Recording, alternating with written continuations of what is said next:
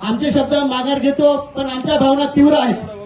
तो मिनिट्स म्हणून शब्द वगळा, काय हरकत नाही.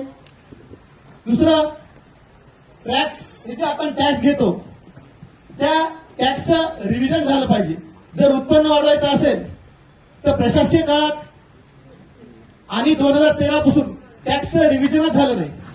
महापालिकेचं जे उत्पन्न स्रोत आहे ते टॅक्स मधून आहे. म्हणून जे आताच आमचे सभागृह नेते बोललं की दुकानाचे जे परवाने आहेत आणि जे दवाखाने आहेत, कोचिंग क्लासेस आहेत, या सर्वांना व्यावसायिक परवानेचं काहीतरी त्यांना टॅक्स लावून आपल्या उत्पन्नामध्ये वाढ करावी.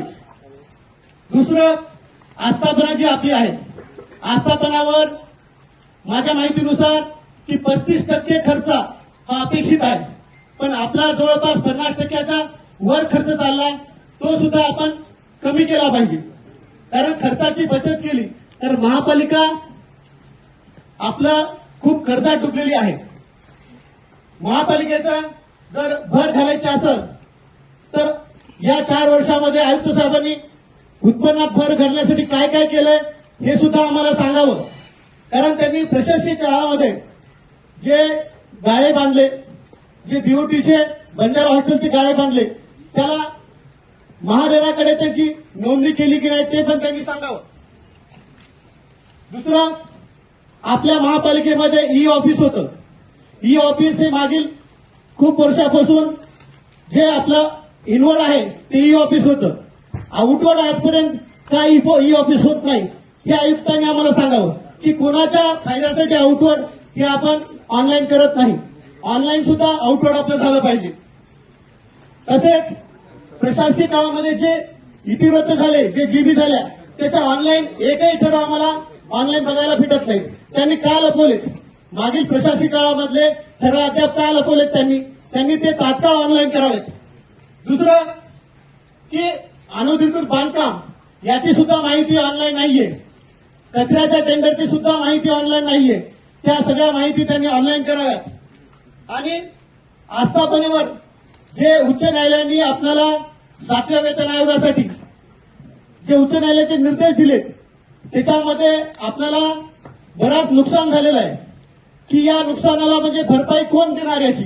कारण जवळपास कॅफो साहेबांनी आज मला सांगितलं की 4.5 कोटीच्या वर आपल्याला दंड कोर्टाने लावला आहे.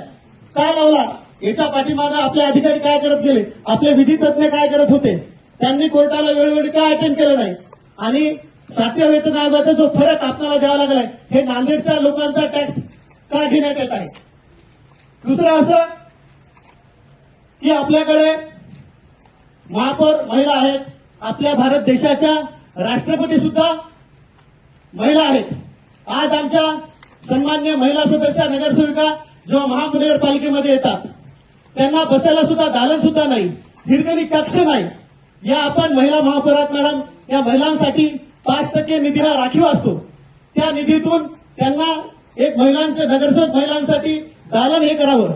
तसंच आयुक्त साहेबांना एक विनंती माझी, आपल्या समाकक्ष एक महिला अधिकारी आपल्या प्रशासनामध्ये काम करतात, ते नरसाळेत आहेत, त्यांना साधी कॅबिन सुद्धा दिली नाही आयुक्त साहेबांनी. त्यांना फ्रेश होण्यासाठी त्यांना बाथरूम सुद्धा अटॅच नाही, त्यांना सार्वजनिक शौचालयाचं वापरावं लागतंय. आयुक्त साहेब, आपल्याकडं चेंबर आपण प्रत्येक अधिकारी 2-2, 3-3, 4 दिलेत. 3-3, 4 देऊन आपल्याकडे चेंबर तुम्ही अडवून ठेवलेत. एक महिला अधिकाऱ्याला साधा आपण चेंबर देऊ शकत नाही का? आपल्याकडून आम्ही अपेक्षा करावी की आपण महिला सक्षमीकरण करसाल, काय नांदेडवासी आपल्याकडून अपेक्षा करतील. दुसरं असं की 5% जो निधी आहे महिलांचा तो तात्काळ खर्च करावा आणि अपंगाचा जो 3% निधी आहे